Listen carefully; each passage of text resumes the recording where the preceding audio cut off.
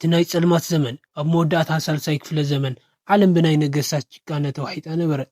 ብፍላይ ኣብ ዘመነ ንጉስ ዲዮቅልጥያኖስ ክርስቲያን ምዃን ማለት ሞት ማለት ነበረ።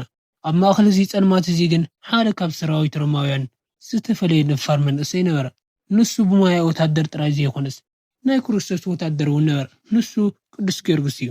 ቅዱስ ጊዮርጊስ ናብ ሓንቲ ብገበል ተሸበረት ከተማ መጸ። እቲ ገበል መዓልታዊ ንእሽቶ ቆልዓ ንምግቢ ይጠልብ ነበረ። እቲ ዕጫ ኣብ ጋል ንጉስ ብረክታዊት በጽሐ። ቅዱስ ጊዮርጊስ ኣብ ባህር ዛፍ ተኣሲራ ፍርሃት ኣብ ገጻ ነጊሱ ትበክ ከላ ረኣያ። እቲ ገበል ከበልዓ ካብ ባሕሪ ክወጽእ ከሎ ጊዮርጊስ ግን ኣይፈርሕን። ብስመ አብ ወወልድ ወመንፈስ ቅዱስ ኢሉ ብእምነት ተደጊፉ ብጦርነት ገበል ወግኦ።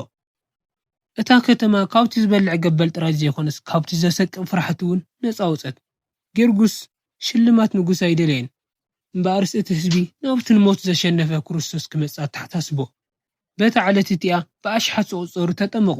ድሕሪ እዚ ዓወት እዚ ንጉስ ዲዮቅልጥያኖስ ኩሉ ወታደር ንጣዖት ክሰግድ ኣዘዘ።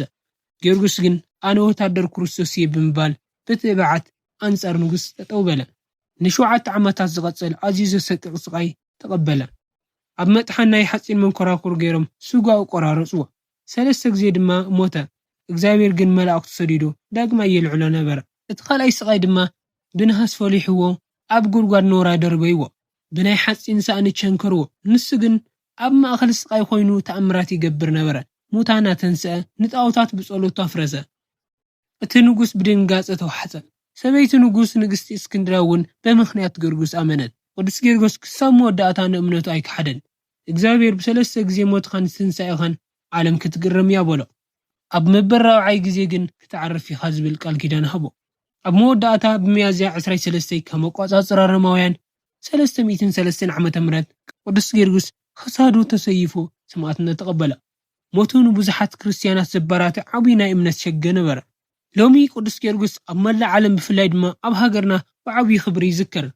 ንሱ ናይ ድኻታት ተጠዋቂ ናይ ሕዙናት መጽናዕኒ እዩ። እቲ ገበል ዝሰዓረ ጦር ሎሚ እውን ንዓና ካብ ጸላኢ ሰይጣን ክሕልወና ጸሎቱ ንማህፀን። ከምቲ ቅዱስ ጊዮርጊስ ኣብ ማእኸል ስቃይ ኮይኑ ጎይታይ ጽንዓት ሃበኒ ዝበለ ንሕና እውን ኣብ ፈተናታት ህይወትና ጸኒዕና ክንቆውም ኣምላኽ ይሕግዘና። ጸሎትን በረከትን ምስ ኩላትና ይኹን ኣሜን። ባርክ ስታ ቪድዮ ናይ ልማዓንቲ እዚኣ ትመስል ነይራ። እታ ቪድዮ እንተፈቲኹማ ላይክ፣ ሼር፣ ሰብስክራይብ ብምግባር ንኻልኦት ኣካፈልዋ። ኣብ ቀጻሊ ብኻልእ ቪድዮ እስካብ ንራኸብ ሰላም ኣምላክ ምስ ኩላትና ይኹን ኣሜን።